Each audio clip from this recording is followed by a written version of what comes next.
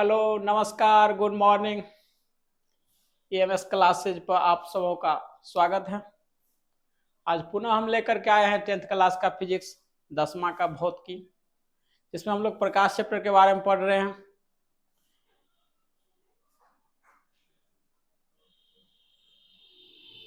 Physics में हम लोग आज दर्पण से संबंधित पढ़ेंगे। जो दर्पण से प्रकाश की किरण जो गुजरती है, किस नियम से गुजरेगी, किस नियम से परावर्तन होगा। प्रकाश गुजरेगा तब तो प्रतिबिंब बनेगा। किसी वस्तु से प्रकाश कम से कम 2 किरण का जब मिलान होगा तब प्रतिबिंब का निर्माण होगा। तो किसी वस्तु से जब प्रतिबिंब जा रहा है तो दर्पण से परावर्तन के बाद कहां से गुजरेगा, प्रधान अक्ष से किस होके, इसके लिए नियम है। चलिए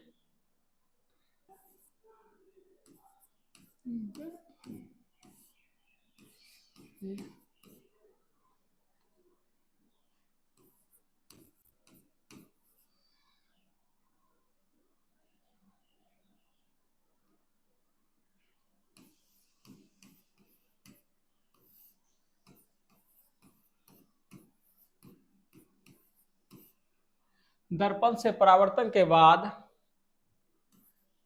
गुजरने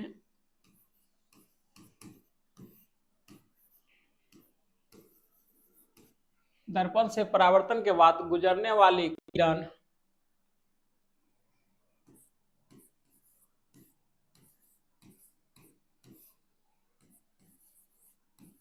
कुछ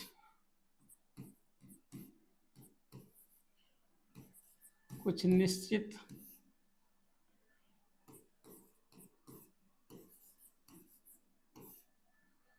दर्पण से परावर्तन के बाद गुजरने वाली किरण कुछ निश्चित नियम से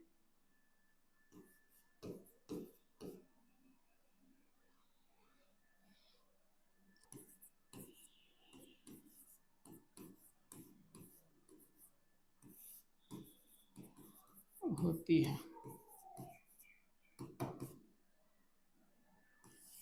आज हम लोग जानेंगे कि दर्पण से जो प्रकाश की किरण कोई गुजरा, किसी वस्तु का जो प्रतिबिंब बनाएंगे, वो जो प्रकाश किरण दर्पण से परावर्तन हुआ तो परावर्तन के बाद किस नियम से गुजरेगा, कहां से होकर के जाएंगे। चलिए पहला पॉइंट,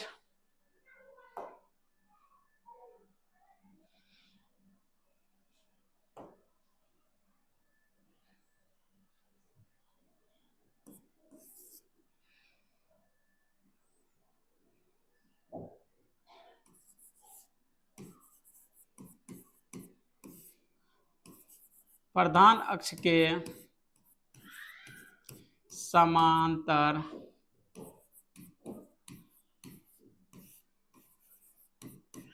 आ रही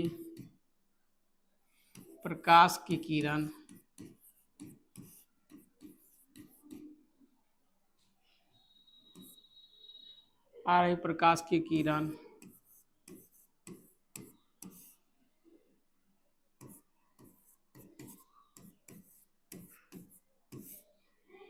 फोकस से गुजरती है। अगर किसी दर्पण में प्रधान अक्ष के समांतर या मुख्य अक्ष को कहते हैं, मुख्य अक्ष के समांतर आ रही प्रकाश की किरणें आ रही है तो दर्पण से परावर्तन के बाद फोकस से गुजरेगा। प्रधान अक्ष के समांतर आ रही प्रकाश की किरणें फोकस से गुजरेगी। प्रधान अक्ष के समांतर आ रही प्रकाश की किरणें दर्पण से परावर्तन के बाद फोकस से गुजरेगी। चलिए कोई एक दर्पण बनाते हैं। अब ये कौन सा दर्पण है? अभी कोई दर्पण नहीं है, सिर्फ एक कांच है। इसका एक सतह रचित कर दीजिए। चलिए एक सतह रख दिए। अभी कौन सा दर्पण है? अवतल दर्पण, जिसका बीच वाला भाग धंसा हो या परावर्तक सतह धंसा हो उसे अवतल दर्पण कहते हैं। दर्पण के मध्य बिंदु को दर्पण का ध्रुव कहते हैं। चलिए प्रधान अक्ष बना दीजिए।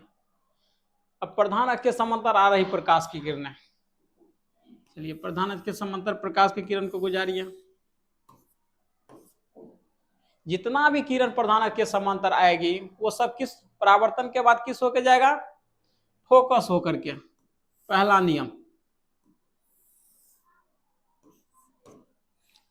पहला नियम क्या लिखा रहे हैं, दर्पण से परावर्तन के बाद गुजरने वाली किरण के कुछ निश्चित नियम, दर्पण से परावर्तन के बाद गुजरने वाली किरण कुछ निश्चित नियम से परावर्तित होती है। उसी परावर्तित होने वाली किरण के लिए नियम लिखा रहे हैं, अगर प्रधान के समांतर आ रही प्रकाश की किरणें फोकस से गुजरेगी।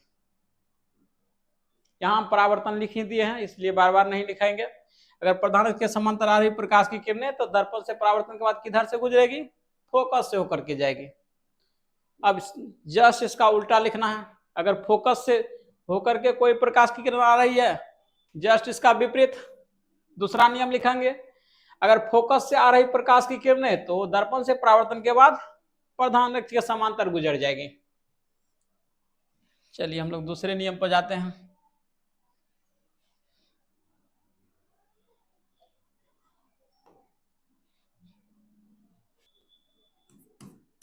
दूसरा नियम,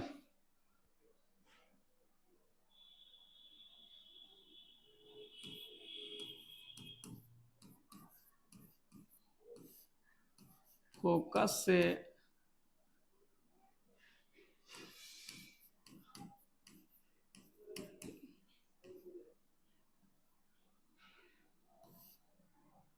गुजरने वाली किरण दर्पण से परावर्तन के बाद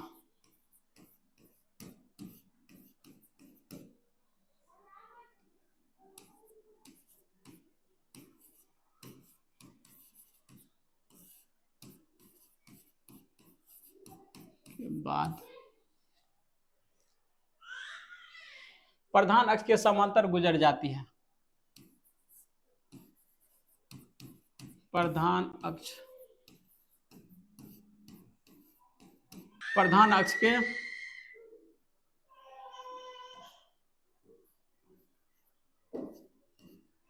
के समांतर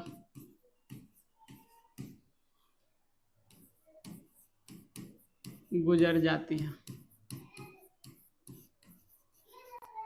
चलिए इसका भी फिगर बनाते हैं। फिर हम एक अवतल दर्पण ही ले रहे हैं, ये हुआ प्रधान अक्ष, ये फोकस है। चलिए अगर प्रकाश की कोई किरण फोकस होकर के आ रही है, फोकस होकर के आया, दर्पण से टकराया और दर्पण से परावर्तन होकर के कैसे लौटेगा, फोकस होकर के लौट जाएगा। सॉरी, फोकस से आ रहा तो प्रधान अक्ष के समांतर लौट जाएगा।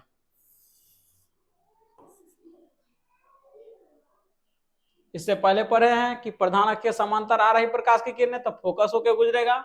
जस्ट इसका विपरीत, अगर फोकस से होकर के प्रकाश की किरण आ रही है तो दर्पण से परावर्तन के बाद प्रधान अक्ष के समांतर गुजर जाती है। चलिए अगला नियम,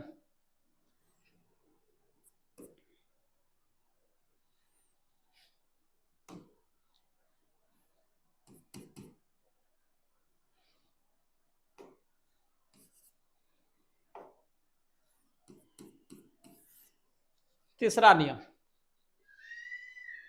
जब वक्रता केंद्र से आ रही प्रकाश की किरणें तो वक्रता केंद्र होकर के ही लौट जाती हैं।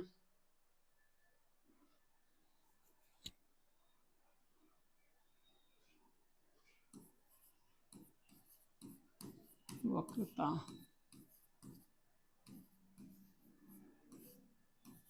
से आ रही प्रकाश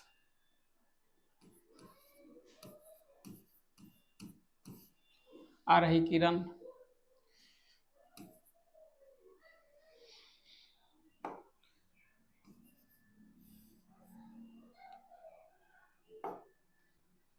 आ रही प्रकाश की किरण वक्रता केंद्र से आ रही प्रकाश की किरणें दर्पण से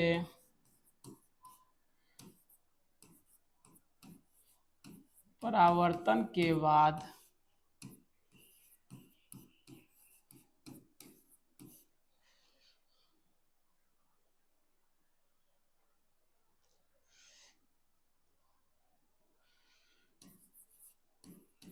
पुनः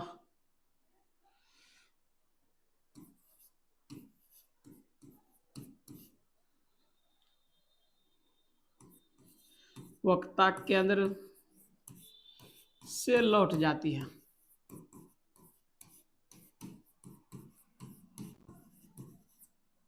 अगर प्रकाश की किरण वक्ता केंद्र से होकर के आ रही है, चलिए फिगर में हम लोग समझते हैं। अवतल दर्पण है, प्रधान अक्ष है, यहाँ पे एफ, यहाँ पे लीजिए सी।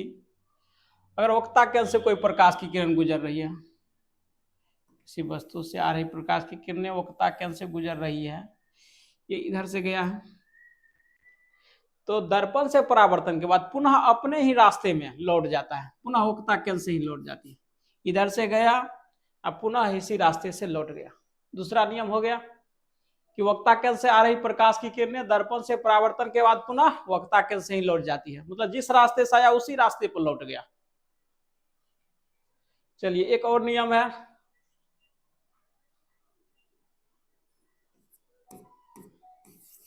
तीसरा नियम, इसको हटा देते हैं। तीसरा नियम, जब प्रकाश की किरणें प्रधान अक्ष के ध्रुव पे पड़ता है, यानी मुख्य अक्ष के ध्रुव पे पड़ता है, तो जितना एंगल से आया उतना ही एंगल होकर के परावर्तित हो जाता है।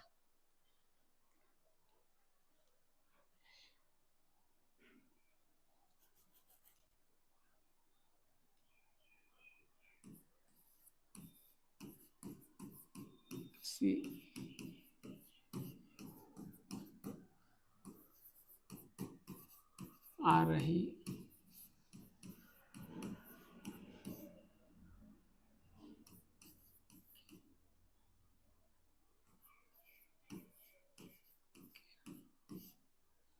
किसी वस्तु से आ रही प्रकाश की किरणें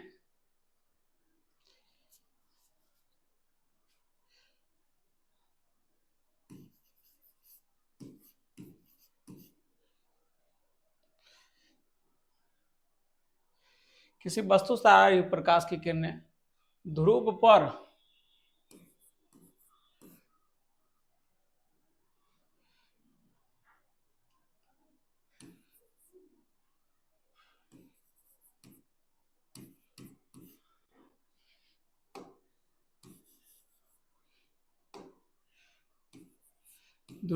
प्रधान अक्ष से जिस कोण से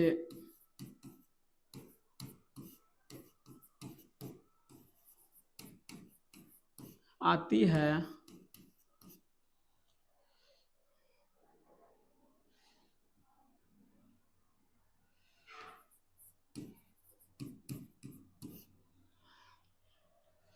प्रधान अक्ष से उतना ही कोण बनाकर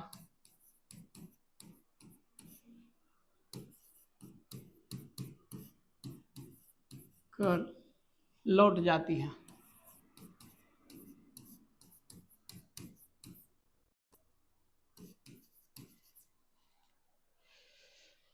फिर एक दर्पण लीजिए,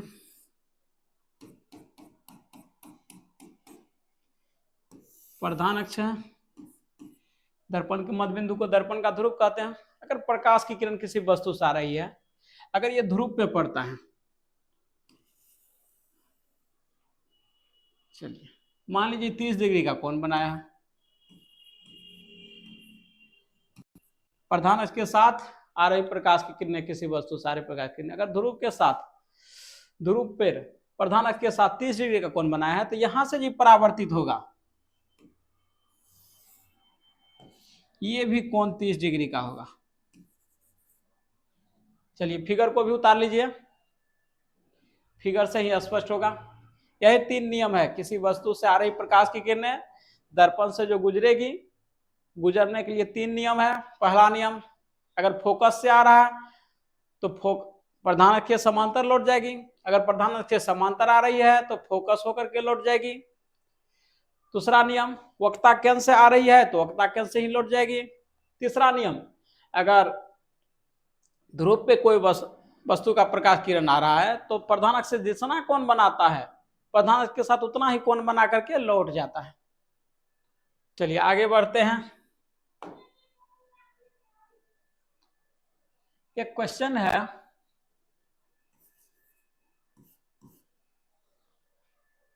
अवतल दर्पण को अभिसारी दर्पण क्यों कहते हैं?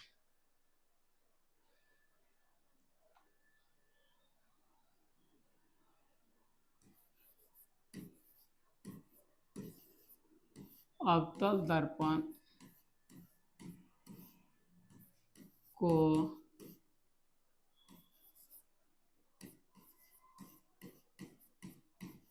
अभिसारी दर्पण कहते हैं,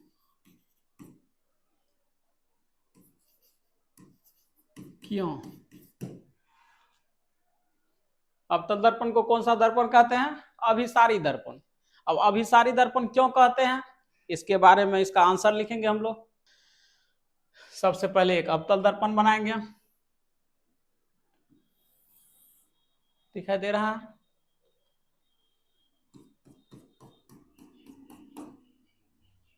दर्पण के मध्य बिंदु को दर्पण का ध्रुव कहते हैं। चलिए प्रधान अक्ष हुआ। अवतल दर्पण को कौन सा दर्पण कहते हैं? अभिसारी दर्पण। तो अवतल दर्पण क्या होता है? प्रधान अक्ष के समांतर जितनी भी प्रकाश की किरणें जाती है दर्पण से परावर्तन के बाद फोकस पे मिलती है। इससे जितना भी प्रकाश की किरण गुजार दो सब फोकस पे मिलेगा। इधर से भी गुजारिए,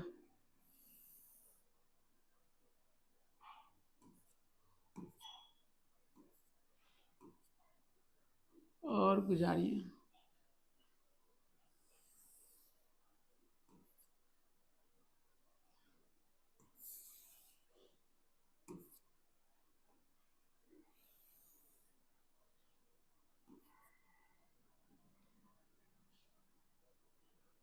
और गुजारना है और गुजार दीजिए।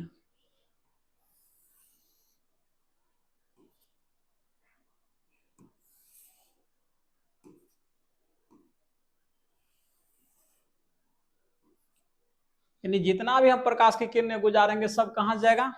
फोकस होकर के।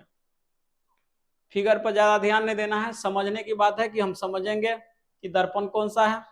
अवतल दर्पण, जिसका परावर्तक सतह धसा हो उसे अवतल दर्पण कहते हैं। चलिए इसका आंसर लिखते हैं हम लोग।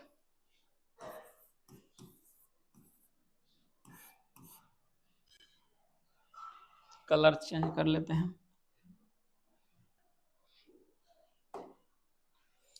यही चीज लिखेंगे जो यहाँ फिगर बना है। अवतल दर्पण में प्रधान अक्ष के समांतर आ रही प्रकाश की किरणें दर्पण से परावर्तन के बाद फोकस पे मिलती है, एक ही बिंदु फोकस पे मिलती है, इसलिए इसे अभिसारी दर्पण कहते हैं।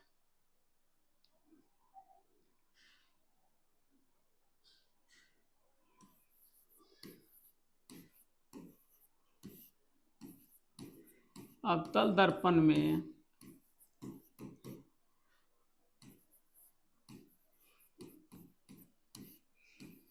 प्रधान अक्ष के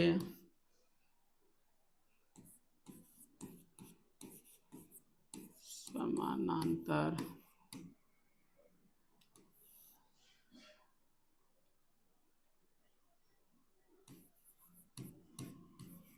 आ रही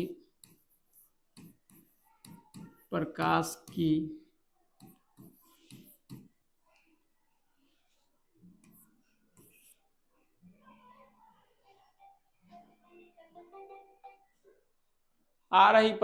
किरणें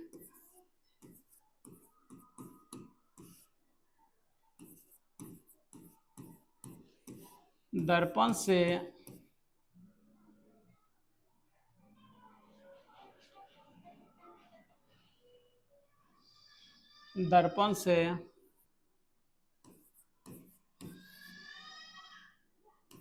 परावर्तन के बाद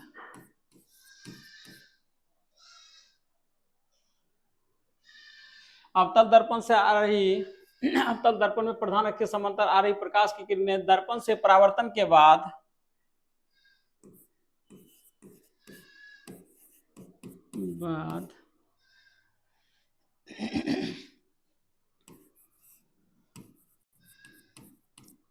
प्रधान अक्ष के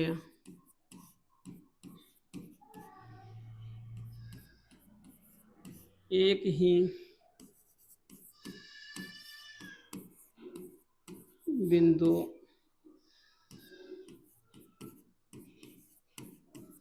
फोकस पर मिलती है।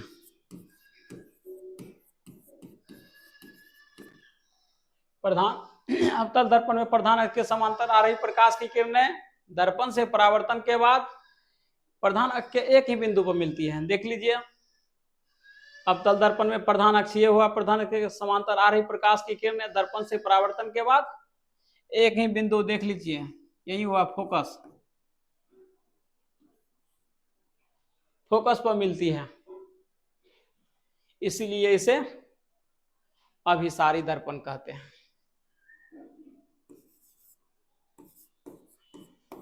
इसलिए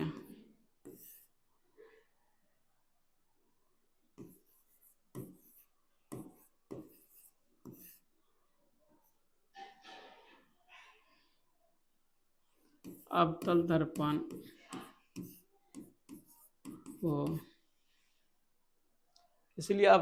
को अभिसारी दर्पण कहते हैं। अवतल दर्पण में प्रधान अक्ष के समांतर आ रही प्रकाश की किरणें दर्पण से परावर्तन के बाद प्रधान अक्ष के एक ही बिंदु पर मिलती है। एक ही बिंदु कहाँ मिलती है? फोकस पर। इसीलिए अवतल दर्पण को अभिसारी दर्पण कहते हैं। अभिसारी मतलब क्या? अभिसरित होता है, प्रकाश की किरणें दर्पण से परावर्तन के बाद एक ही बिंदु पर मुड़ती है और एक ही बिंदु पर मिलती है, इसलिए अवतल दर्पण को क्या कहते हैं? अभिसारी दर्पण। परीक्षा के दृष्टिकोण से भी यह क्वेश्चन है, अक्सर परीक्षा में पूछता है, इसलिए इसको अच्छा से नोट कीजिए। चलिए इसको अगले टॉपिक पर आते हैं। अवतल दर्पण को अभिसारी कहते हैं, तो उत्तल को क्या कहते हैं? अपसारी। अगला क्वेश्चन,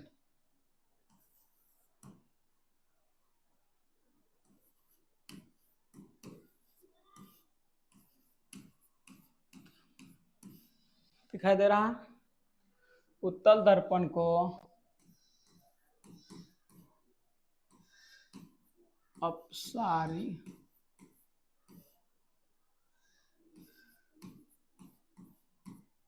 दर्पण कहते हैं।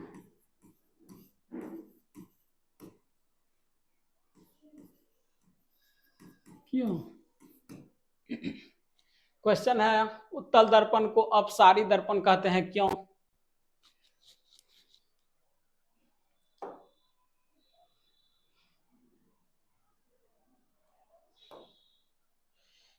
चलिए इसमें भी एक फिगर बनाइए।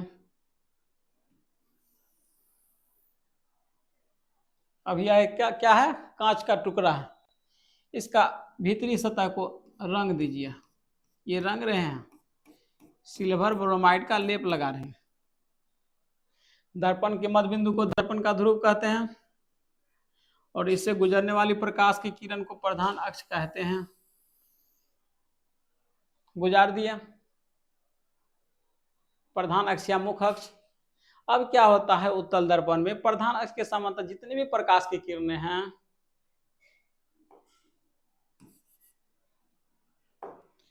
जितनी भी प्रकाश की किरणें हैं, क्या होगा? सभी दिशाओं में फैल जाएगा,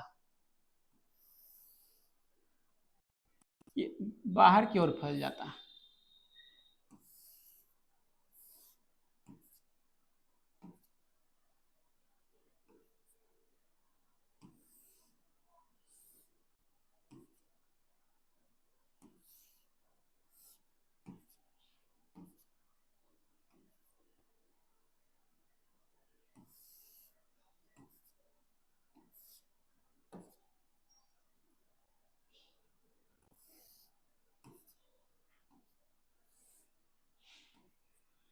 कोई एक बिंदु पर मिला है, सब अलग अलग दिशा में जा रहा है, कोई भी कहीं मिल नहीं रहा। अवतल दर्पण में क्या पढ़े थे, सभी आकर के एक बिंदु पर मिला था, इसलिए उसको अभिसारी कहते हैं। यह सभी दिशाओं में फैल जाता है, इसलिए अपसारी इसको कहते हैं। इसी गुण के कारण उत्तल दर्पण में ये गुण होता है, इसलिए इसको। चलिए आंसर,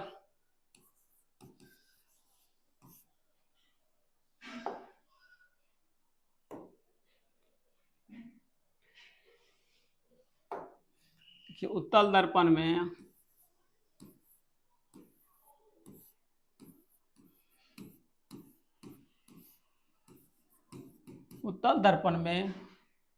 प्रधान अक्ष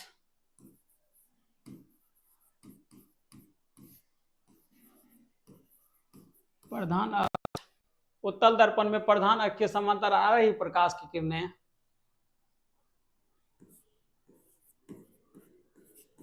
समांतर आ रही प्रकाश की किरणें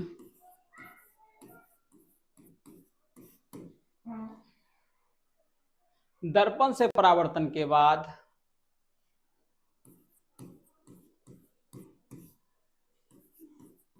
दर्पण मतलब कौन सा दर्पण, उत्तल दर्पण। उत्तल दर्पण से परावर्तन के बाद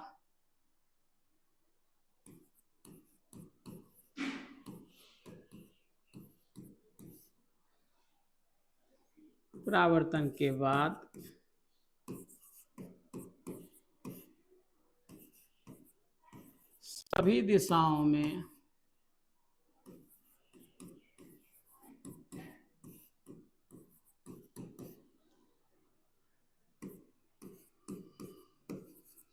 फैल जाती है।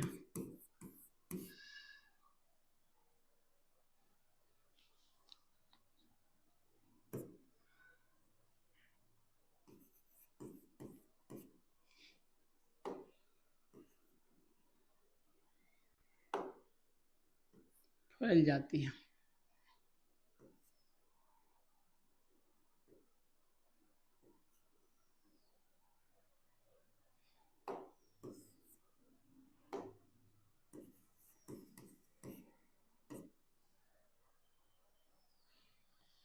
उत्तल दर्पण के इस गुण को क्या कहते हैं, या इसलिए उत्तल दर्पण को क्या कहते हैं, अपसारी दर्पण कहते हैं।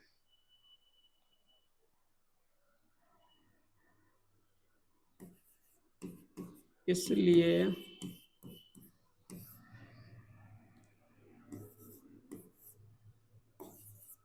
उत्तल दर्पण को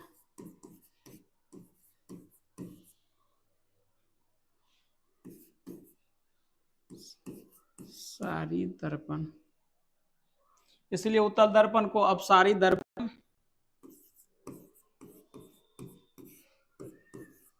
कहते हैं।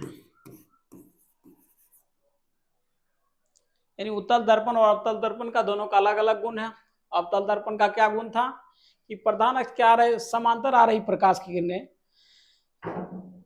अवतल दर्पण से जब परावर्तन होगा तो वो सब एक बिंदु पर मिलेगा, यह एक उसका गुण था, और इसी गुण के कारण उसको क्या कहा गया, अभिसारी दर्पण।